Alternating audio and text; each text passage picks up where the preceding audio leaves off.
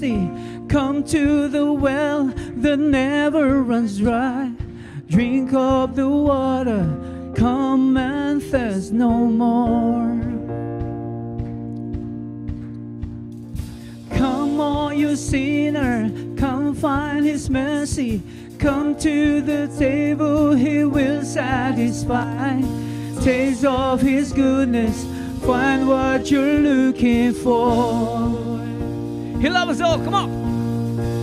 For God so loved the world that He gave us His one and only Son to save us. Whoever believes in Him will live forever.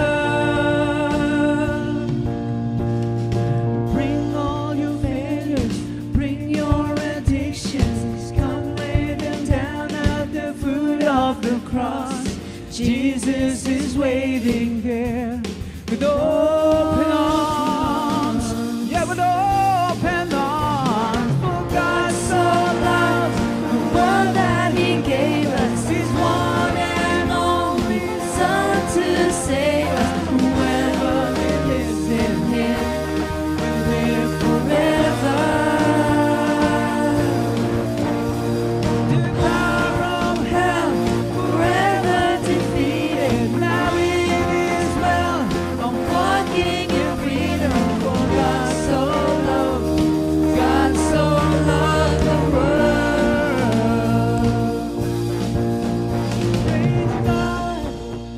Praise God, from whom all blessings flow.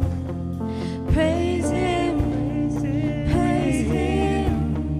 for the wonders of His love. Praise God, from whom all blessings flow. Praise Him, the wonders of His love, His amazing love. For God so loved the world that He gave us His one and only Son to save us. For God so loved the world that He gave us His one and only Son to save us. Whoever believes in Him will live forever. Forevermore. The power of hell forever defeated. Now it is well. I'm walking in freedom. For God so loved the world. For God so loved, come on, all together.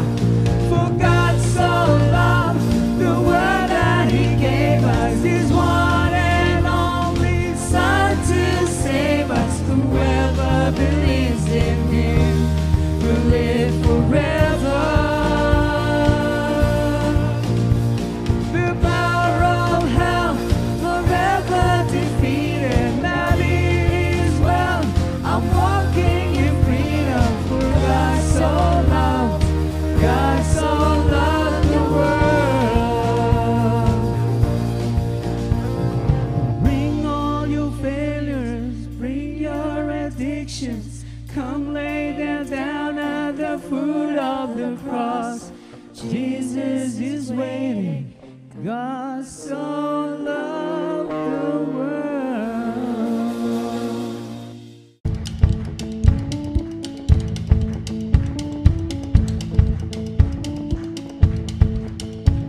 Arise, my soul, remember this. He took my sin and He buried it. No longer I who live, now Jesus lives in me. For I was dead in sin, but I woke up to see the light.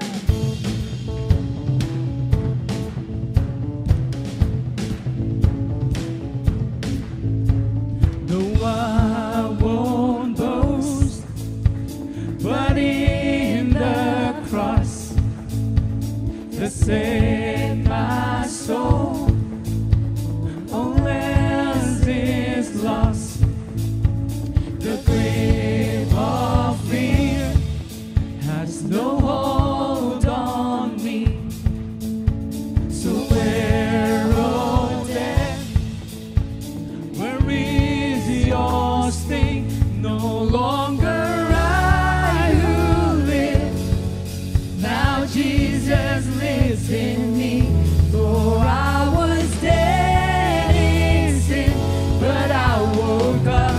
see the light.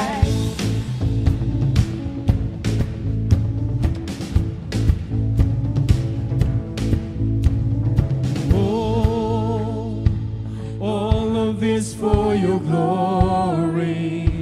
Yes, it is. Oh, all of this for your glory. All for you, Lord.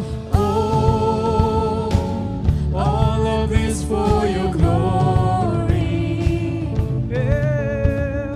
Oh, all of this for your glory. Oh, all of this for your glory. Oh, all of this for your glory. No longer I who live, now Jesus lives in me.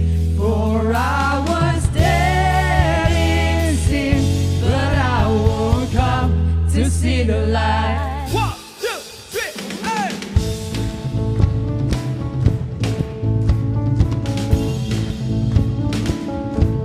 All for him, come on!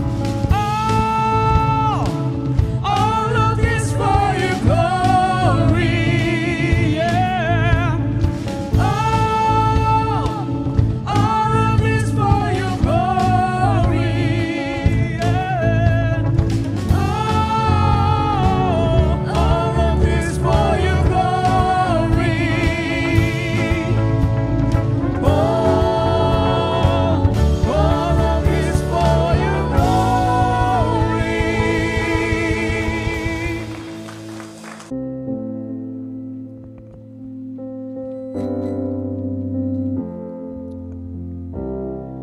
It's time for the sleeper to wake.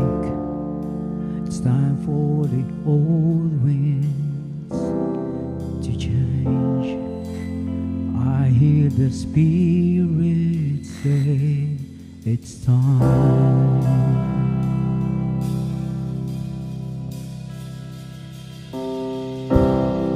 It's time for the dead man to rise. It's time for the gray light to shine. Oh, I hear the Spirit say it's time.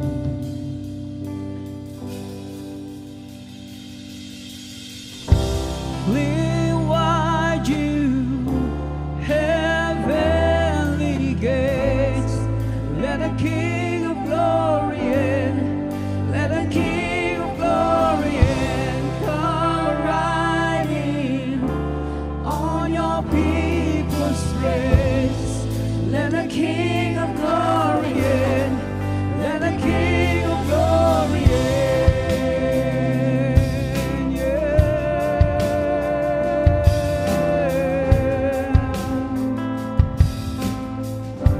Let's sing all together, come on. It's time for the sleeper to wake. It's time for the old winds to change. I hear the Spirit say it's time. It's time for the dead man to rise. It's time for the great light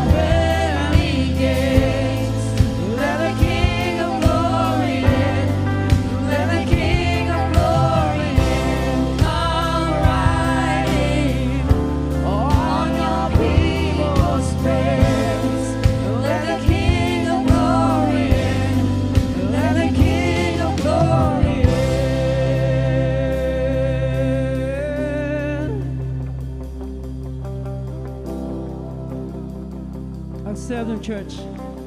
Open up. Open up for His presence.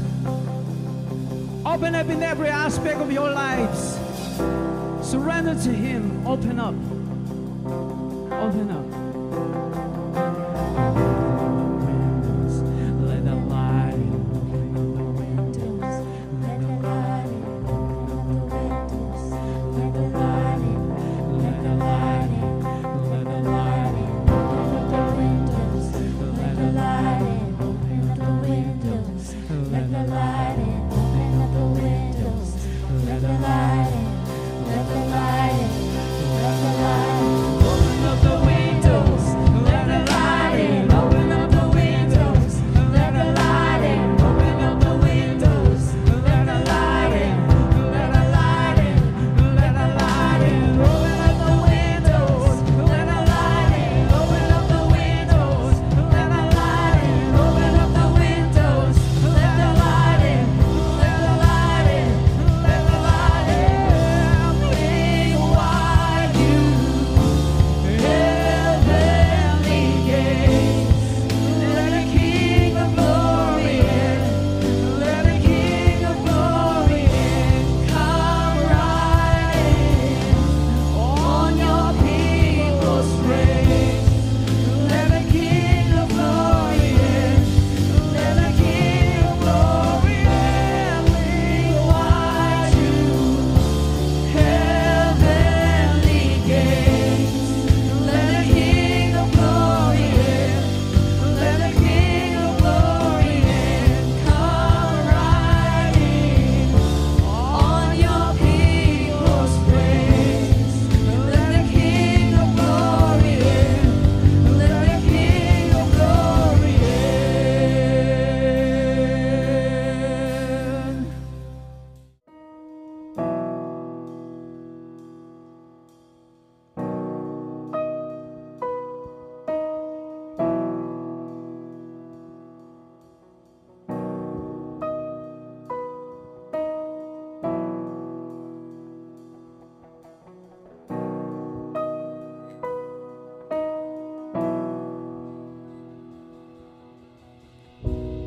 Lord, I long to bring an offering,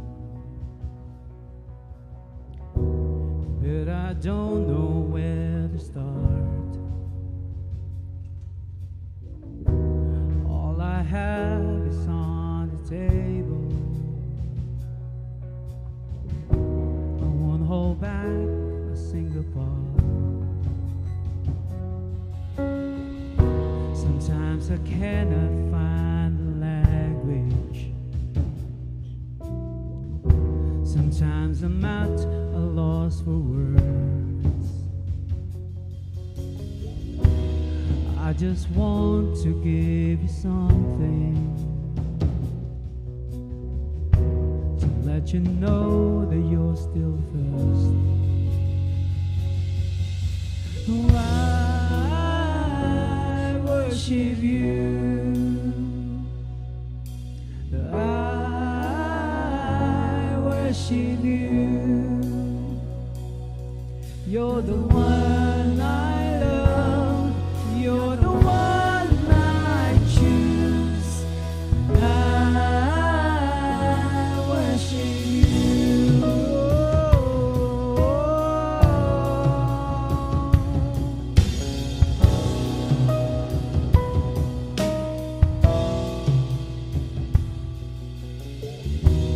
Life is full of many seasons.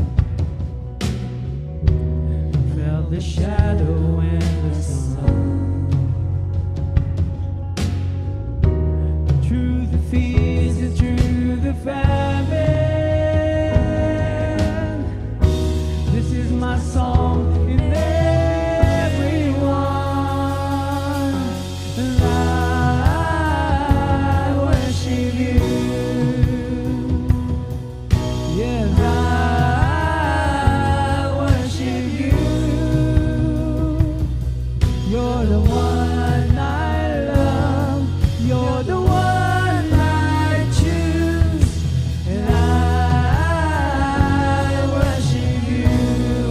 worship. Come on. I worship you. Yes, I worship you. You're the one I love. You're the one I choose. And I worship you. Yeah, Jesus, you. We worship you. Only you. If all you've ever wanted was my heart, here it is, oh, here it is. I laid it all on the altar. If all you ever wanted was my heart, here it is, here it is. I lay it all on the altar. Over, come on. If all you ever wanted was my heart, here it is, oh, here it is. I lay it all on the altar. Yes, all you ever wanted was my heart, here it is, here it is. I lay it all on the altar. I worship you. Yes, I worship you. You're the one I love. You're the one I choose. And I worship you. Sing it again. And I worship you. And I worship you. You're the one I love. You're the one I choose. And I worship you. Your turn. I worship you. Give it all to him. Come on.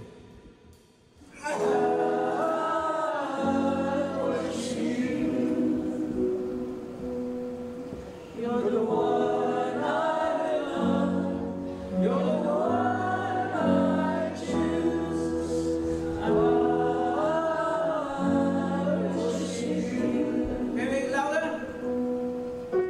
And I worship you.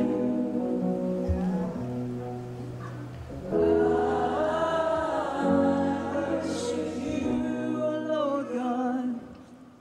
You're the one I love. You're the one I choose. I worship you. Galatians 2, chapter 15 up to 21. It's Galatians 2, chapter 2, 15, 21. You and I are Jews by birth, not sinners like the Gentiles. Yet we know that a person is made right with God by faith in Jesus Christ, not by obeying the law. And we have believed in Jesus Christ so that we might be made right with God because of our faith in Christ, not because we have obeyed the law, for no one will ever be made right with God for obeying the law. But while we seek to be justified by Christ, we ourselves also are found sinners. Is Christ therefore a minister of sin? Certainly not. For if I build again these things which I destroyed, I make myself a transgressor. For I through the law died to the law that I might live to God. If I have been crucified with Christ, it is no longer I who live, but Christ lives in me. And the life which I now live in the flesh, I live by faith in the Son of God, who loved me and gave himself for me. I do not set aside the grace of God, for if our righteousness comes through the law, then Christ died in vain. Pause for a word of prayer.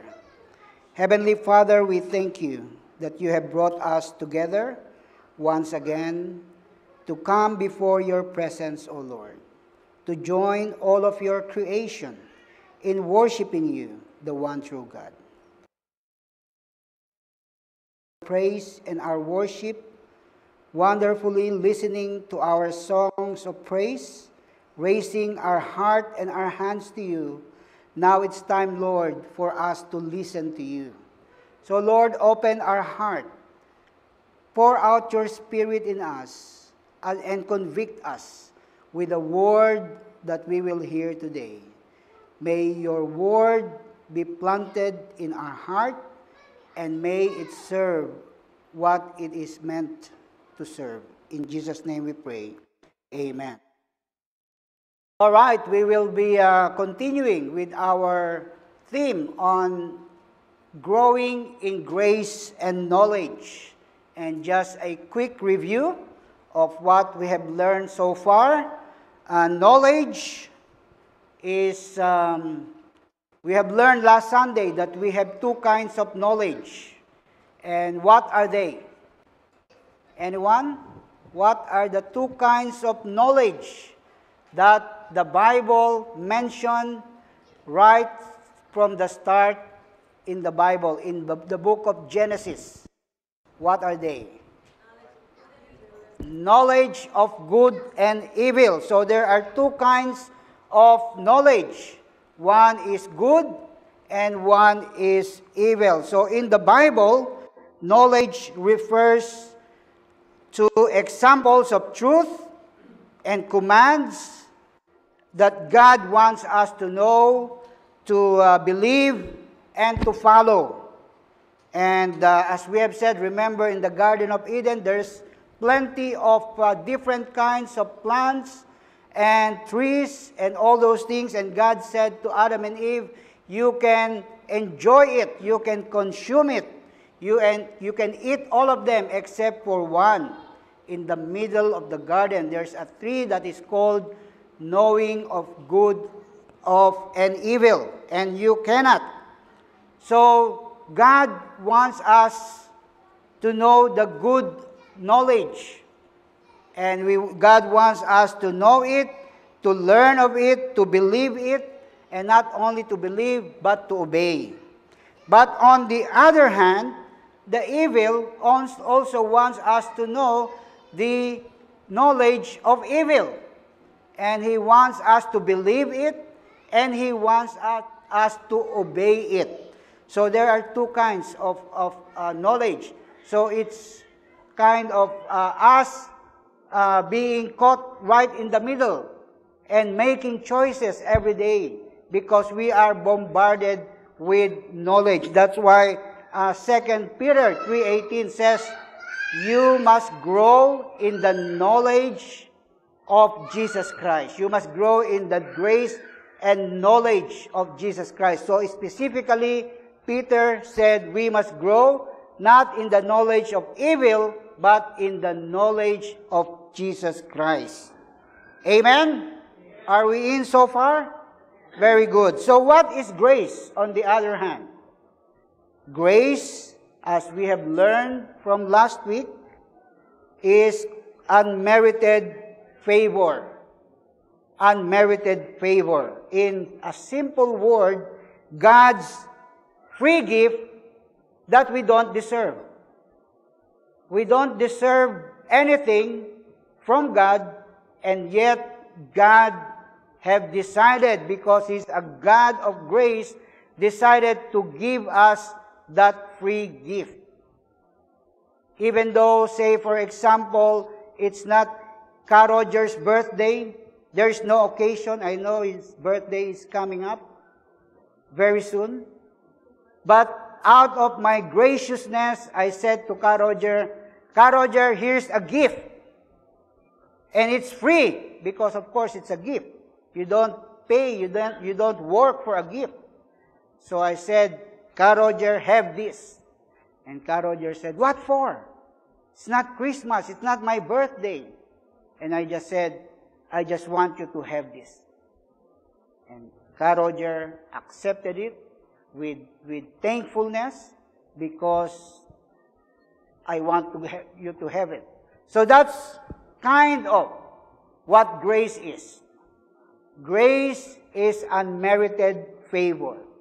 We don't deserve, but God, because of His love, because He is a gracious God, decided to give what we don't deserve for free. So why do we need this? In 1 Corinthians 15, 21 to 22, as we have learned last week, it says, "For since by man came death, by man also came the resurrection of the dead." 22, "For as in Adam all die, even so in Christ all shall be made alive."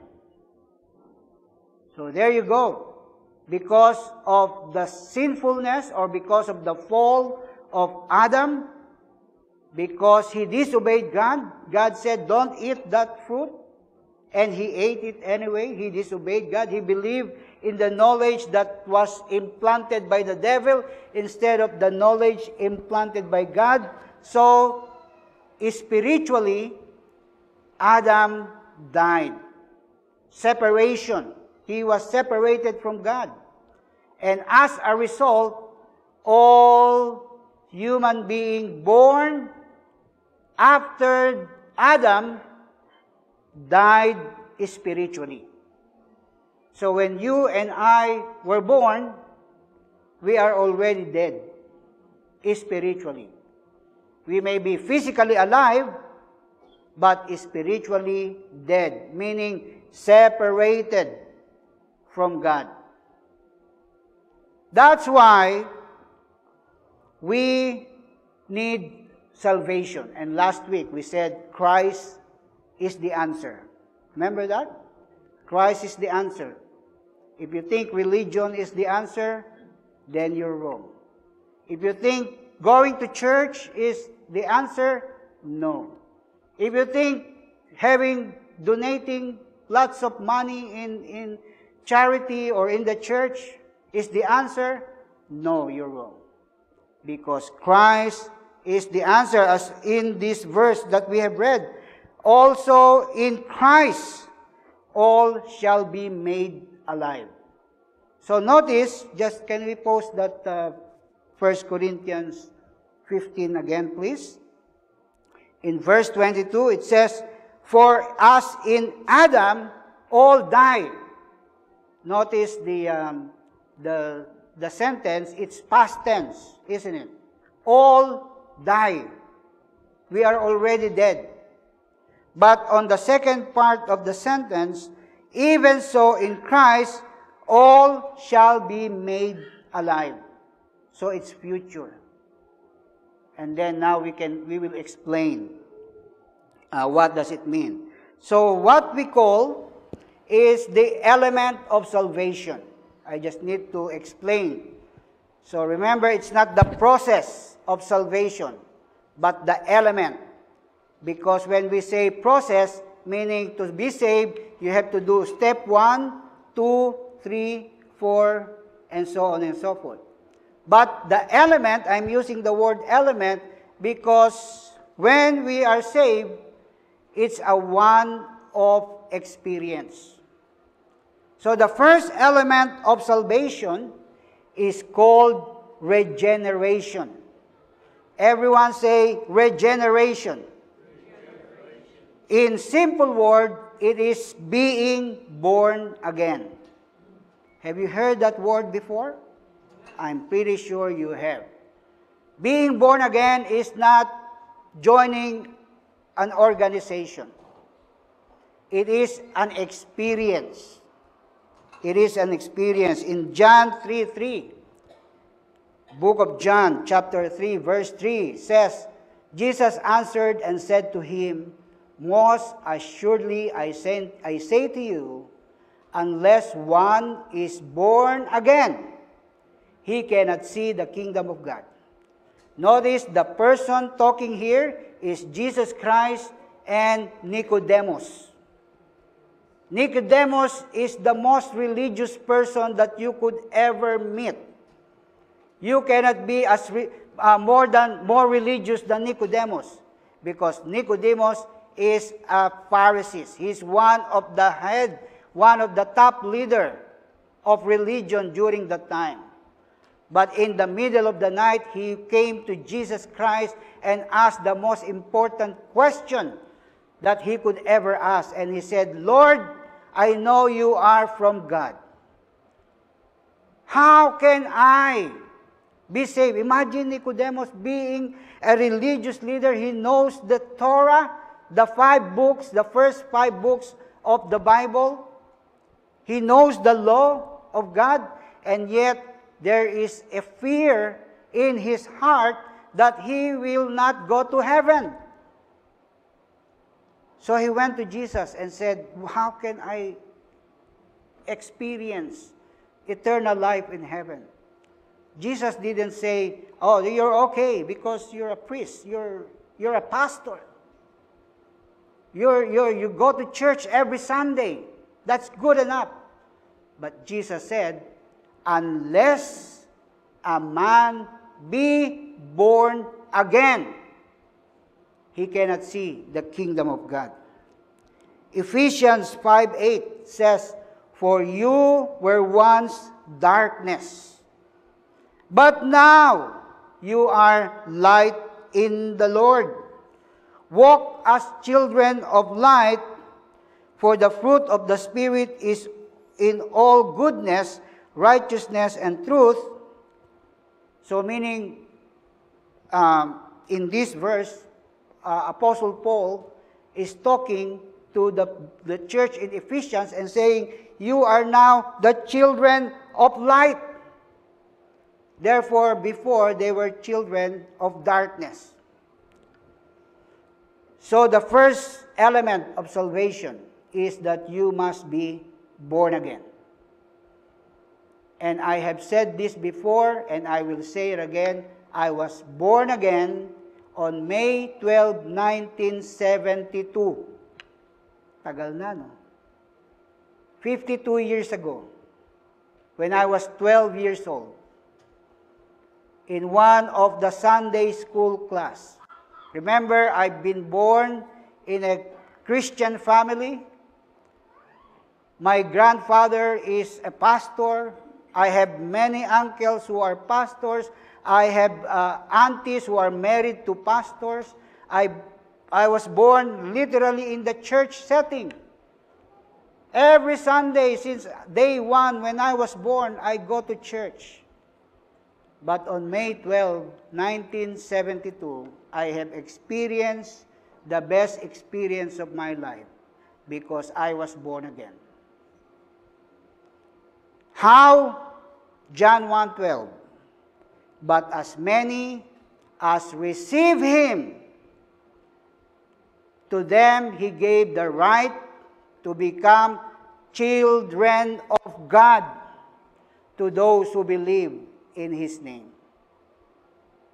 To those who doesn't receive him, who is him? Jesus Christ. They will not be given the right to become children of God. So on May 12, 1972, I received Jesus Christ personally as my Lord and Savior. I was born again. From then on, I have secured my spot in heaven.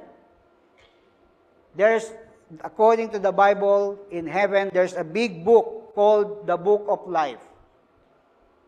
In Revelation, it says, anyone who is not found, whose name is not found written in the Book of Life, will be cast out in hell. I'm glad that my name, Timothy Barrio Quinto, born November 19, that's on Tuesday, 1961, born again on May 12, 1972. It is written there. written already. I have been born again. I'm saved. Amen. So that's the first element of salvation. Whatever happened now, I am saved. I am saved. Not because I'm a pastor, not because I attend FCCC, not because of anything else, by simply being born again, by accepting Jesus Christ as Lord and Savior. Now, the second element of salvation is called justification.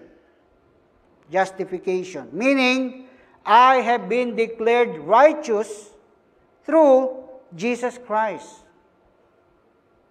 Why have I been justified? Romans 3:24, being justified freely by His grace through the redemption that is in Christ Jesus. Because I accepted Christ as Lord and Savior, Jesus Christ said, if you receive me, so I received Him, so He's now in my life. So when God looked at me, God sees Jesus Christ in me.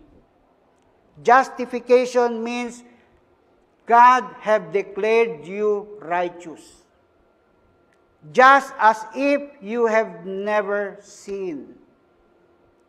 So when God looked at Ka Roger, He see Jesus Christ in Ka Roger. Take away Jesus Christ, God will see all the sins, all the stubbornness, all the disobedience of Ka Roger. But now, because Jesus Christ is in Ka Roger, meaning he is now declared righteous, justified. Romans 3:28 says, therefore we conclude that a man is justified by faith apart from the deeds of the law, separate from our good works. Separate from our good works. So that's the second element. Remember, it is not the process. It is the element of salvation. The third element is called sanctification. Sanctification. 1 Thessalonians 4:4 says that each of you should know how to possess his own vessel in sanctification and honor. Philippians 1:6 says, being confident of this very thing, that he who began a good work in you will complete it until the day of Jesus Christ. What is sanctification? In a simple word, it is the process of us being turned into the image of Jesus Christ, into the likeness of Jesus Christ. You know, the first element, the regeneration and justification, it's all the work of God. You don't have part on it. It's all because of the grace of God. But with sanctification, you have to cooperate. Because God will remove everything that is not Christ-like in you. Remember your old nature? God, and now you are a new nature. So God will remove everything that is not Christ-like. And it's difficult. It's hard to remove something that you have been used to. In 2 Peter, what is that verse again? There you go. Philippians, close. Philippians 2:12. It says in New Life Translation, dear friends, you always followed my instruction when I was with you. And now that I am away, it is even more important. Work hard to show the result of your salvation. To show the result of your salvation, obeying God with deep reverence and fear. In other translation, it says, work out your salvation. But it's not about working hard to be saved, but it is working and cooperating with God so that He is able to mold you and I into the image of Jesus Christ. And it will take a lifetime. It's not gonna happen over time. God will use experience. God will use good experience, bad experience, good situation, bad situation in your life, just to mold you. God will remove you from your comfort zone, just to mold you and turn you into the image of Jesus Christ. And the last element of salvation is called glorification. Glorification. 2 Corinthians 3:18 says, but we all, with unveiled face, beholding as in a mirror the glory of the Lord, are being transformed into the same image from glory to glory, just as by the Spirit of the Lord. The ultimate result, when we all die, we will have a glorified body. But for now, you are being sanctified. So that slowly you are turning, you are giving glory, you are slowly being transformed from glory to glory. 1 Corinthians 15, 42 to 44 says, so also is the resurrection of the dead. The body is sown in corruption. It is raised in incorruption. It is sown in dishonor. It is raised in glory. It is sown in weakness. It is raised in power. It is sown a natural body. It is raised a spiritual body. There is a natural body and there is a spiritual body. So when we all die, we don't know that when that would be and how we will die. But when we die, and if you are in Christ, if you have been born again, then you will receive a glorified body. Amen. I don't know, but glorified. No more sickness. Perfect body. Glorified body. I could not imagine what a glorified body looks like. But what I know, it's free from disease, free from sickness, and it will last forever and ever.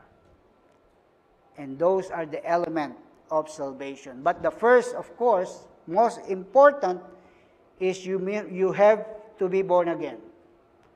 And to be born again is to simply open your heart, your life, and invite Jesus Christ as Lord and Savior.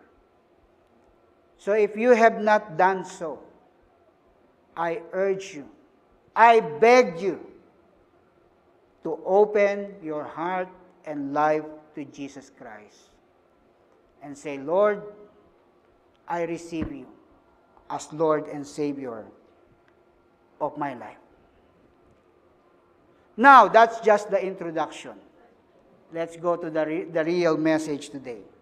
Let's go back to the context of our scripture reading today in Galatians chapter 5. As we have seen and we have read, Paul wrote to the church in Galatians. Why? Because the church in Galatians believed, because there was a false teachers. There were false teachers who came into the church of Galatians and taught them that salvation is not only by faith in Jesus Christ, but also by circumcision. So here, remember on that passage today? There is an addition to the faith in Jesus Christ. Faith plus good works. And unfortunately, people or the church in Galatians believe. They believe the false teachers who came to the church in Galatians and says, yes, you have to have faith in Jesus Christ. You have to receive Christ as Lord and Savior. But in addition, you have to be circumcised. There's an additional work that you have to do. So in our context today, in our generation and our time today, faith plus good work. You have to be good so that you earn your place in heaven. And Paul said, you are making a big mistake, Church of Galatians. Paul wrote to this group of churches in Galatia because he is a little upset. There have been false teachers coming into these churches claiming that Paul left them half converted, half saved. That Paul was leaving out the most important thing, which is circumcision. Remember, this is a Gentile church. The Jewish, even in the Old Testament time, they were being circumcised on the 8th day so that they are identified with the law of Moses. So, Paul says this false teacher were coming in and saying that you will be justified on the basis of two things: faith and circumcision. So, God to declare us righteous is faith in Jesus Christ. Faith in Jesus, but don't get confused. That is what Paul is saying. Your faith is not a virtue that merits salvation. Your faith is a gift of the Spirit that connects us to Jesus. That's why faith saves, because you get Jesus on the other hand and saves you to this if you do good works. And Paul is reminding them. Paul says, your faith or your works of the law cannot justify you because you are already justified. The moment you receive Christ, you are born again. And as I've said, your name is already written in the book of life. It cannot be erased anymore. There is no eraser in the Bible. There is no delete button in the book of life. So once you're saved, you're saved. There's nothing else you can do and cannot do because your name is written already. Well, Pastor Tim, are you trying to say that if I receive Christ, now I'm saved and then I can go back to my old life and continue to live in sin? Oops. Hang on. Don't get me wrong. Don't misunderstood. What Paul is saying is grace or amazing grace should focus on what God has done through Jesus Christ and not on what we do for God. That is what grace is all about. We focus on what God has done through Jesus Christ and not on what we do for God. It's good to serve the Lord, and I'm happy and proud of this church because we all serve the Lord. You serve the Lord with gladness, with passion, with dedication, with faithfulness. But if you are just doing it to earn salvation, to earn your favor from God, then you're doing it for the wrong reason, my friend. Our focus should be on what God has done through Jesus Christ. So that when we praise, when we worship, it's all because of what God has done through Jesus Christ. When we serve, when we clean, when we are vacuuming this, no, you're vacuuming because, Lord, because of what you have done through Jesus Christ. Lord, I'm cooking this lasagna and spaghetti for our lunch today. No, because you focus on what the Lord has done through Jesus Christ. Lord, I'm giving my tithes and my offering because you said that I will be blessed more.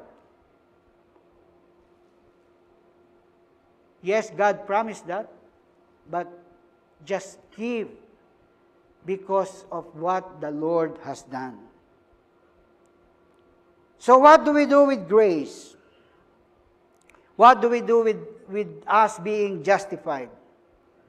Well, I would say enjoy. Enjoy the gift of justification. Being declared righteous by God is a gift. It comes to us as grace. It is an undeserved mercy. So what if instead of us trying to perform like we need to deserve God's favor, what if we just enjoy that we have it instead? You know, it's not complicated. How do we grow grace? How do we grow knowledge? It's not complicated. It's just like planting. Any kinds of plants. Tree, grass, vegetable, flowers. What are the three elements that we need to grow a plant? You need so that it will grow. Water, sun, and air. The seed goes to the soil. But when it is planted to the soil, you need sunlight, you need air, and you need water. Water.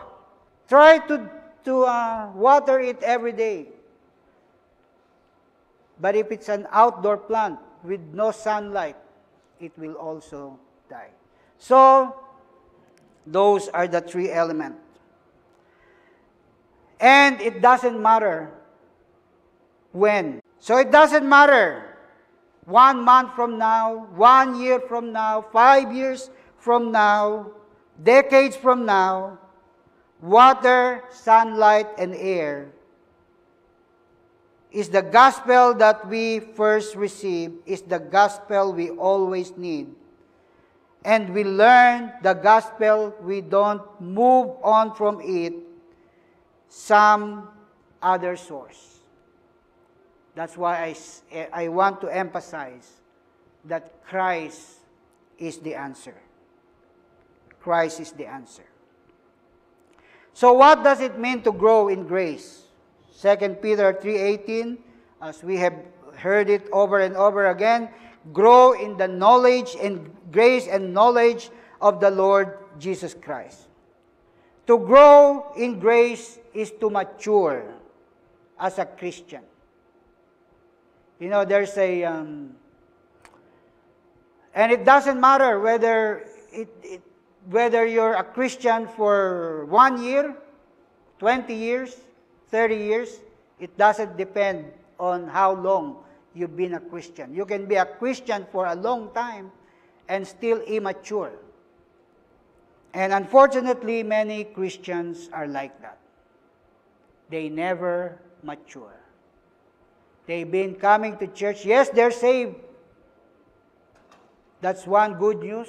You're saved if you genuinely receive Christ as Lord and Savior. But it doesn't stop there. You have to grow. We have to grow. We have to mature. We have to be different this year from last year. And next year, we have to be even more. And the best evidence is a changed life in 2 Corinthians 5:17. If anyone is in Christ, he is a new creature. All things is gone, behold, all things becomes new. So that's the verse, the one of the best evidence that you are genuinely born again. The desire that you have before is different from now. The guilt that you had before is different from now. And also, another evidence of us being born again and maturing is Galatians 5:22 and 23, the fruit of the Spirit. Love, joy, peace, long-suffering, kindness, goodness, faithfulness, gentleness, self-control. Your love should have increased this year from last year. Your joy should have increased this year from last year. If it's the same, then you have to ask yourself this question: am I growing in grace and knowledge? So we have been saved by grace through faith, according to Ephesians chapter 2, verse 8 and 9. For by grace you have been saved through faith, and not of yourself. It is the gift of God, not of works, lest anyone should boast. Imagine if you are saved, if you are in heaven because of something that you have done, then when you get to heaven, you are so boastful. Imagine if you're in heaven because you are so talented, you are so gifted. Praise be to God that we are saved not of works, but by grace, through faith in Jesus Christ. And we mature and we are sanctified by grace alone. And we know that the grace is a blessing that we don't deserve. It is God's grace that justifies us, sanctifies us, and eventually glorifies us in heaven. And very shortly, I just want to share how we grow in grace. How do we grow in grace? First of all, by reading God's Word. And, my second part, letting it dwell in us richly. We can read from cover to cover the Bible. We can read it many, many times. But if we do not allow to dwell it in us richly, then it is pointless. Colossians 3:16 says, let the word of Christ dwell in you richly, in all wisdom, teaching and admonishing one another in psalms and hymns and spiritual songs, singing with grace in your heart to the Lord. And please don't just rely on you reading by yourself or listening to the sermon every Sunday. Oh, we're gonna be fed again. Magpipreach na naman si Pastor Tim and si Pastor Dan and si Pastor Gary and Brother Dondi and Brother Sam. We're gonna be fed again. Don't just rely on that. Attend as much Bible study as you can. Learn as much as you can. That's why we want to encourage everyone. If you are not part of a Bible study group, please, we have Bible study group on a Saturday and Sunday. We have youth Bible study. We have seminars, workshops. make the most of it. Read the Word of God, learn the Word of God, enjoy it, and then dwell in us so that it will dwell in us richly. So that's how we grow in grace and knowledge. Secondly, by praying. By praying. Those actions by themselves don't mature us, but God uses this spiritual discipline to help us grow. 1 Thessalonians 5:17, pray without ceasing. And prayer is two kinds, personal and corporate. Yes, we are encouraged to pray on our own, in our room, when we're driving, when we're washing the dishes, when we're cooking, whatever you're doing, pray. But it is also good to pray together as brothers and sisters in the Lord. We have prayer meeting every Friday night. And I encourage you, I urge you to be part of the prayer meeting. You know, every prayer meeting, you hear a beautiful, encouraging, inspiring story on how God changed this person, answered this prayer, and sometimes it's tear-jerking stories. Every Friday we have new person sharing the devotion. Person that you will never hear sharing in a big group. But on this occasion, they learn the Bible and they share the Word of God, they share the experience, and you are encouraged. You are, me personally, I'm growing more by attending the prayer meeting. So, beloved, you want to grow in grace and knowledge? Be the change. Be the change. Come. Read the Bible, pray, and lastly, fellowship with fellow believers. Hebrews 10:25 says, not forsaking the assembling of ourselves together, as in the manner of some, but exhorting one another, and so much the more as you see the day coming, approaching.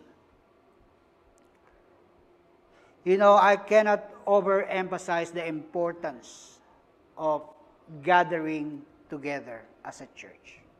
During the pandemic, we were forced, whether we like it or not, to go online in our worship. And I could say that it is one of the most difficult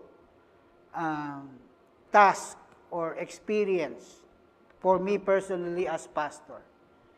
I prefer preaching like this with audience, with people interacting, looking at your different facial reactions, how you interact with the preaching. During the pandemic, I prepared the message, and I set up the camera, and then I preach in front of the camera, and I don't see people. The church, koinonia, the meaning of it is about gathering together, sharing life together, sharing experience. What I have belongs to you, what you have belongs to me. My life is yours, your life is mine. We share the grief, we share the joy, we share the victory, we share the defeat. So I could not imagine people getting used to online worship service. I prefer, because it is God's design, that we fellowship. We gather together. In fact, it says here in what we just read, Hebrews 10:25, do not forsake the assembling of ourselves together. And one of the purpose is for us to grow together.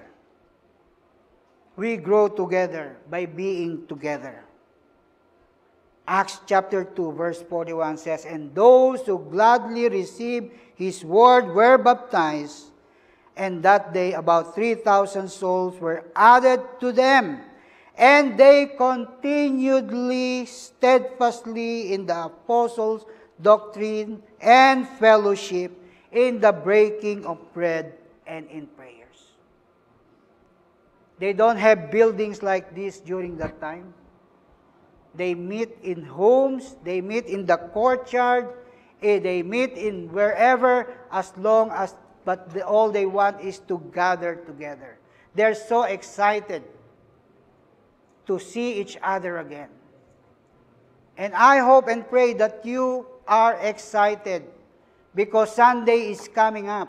Oh, Sunday na naman, I'm going to fellowship again. I'm going to meet my brethren again. See how I can pray for them and give them my prayer requests. So that's how we grow in grace and knowledge. By the Word of God, by praying and praying together, and fellowship with fellow believers. So therefore, maturing in our Christian life is not about what we do, but about what God does in us by His grace. And everything you do is out of your gratitude, out of your thankfulness, because of the grace of God through the Lord Jesus Christ, because of what He has done for you. So, beloved, focus on what we do, but focus on what God has done to us. Let us pray. Heavenly Father, we thank you because you are a God of grace. And you have the knowledge, the good knowledge, the wisdom that we want to pursue. Lord, we are sorry that at times we focus on what we do, not on what you do, what you have done. Lord, I pray that as we have heard this message of yours today, that we will grow in the knowledge and grace of our Lord and Savior, Jesus Christ. Amen and amen.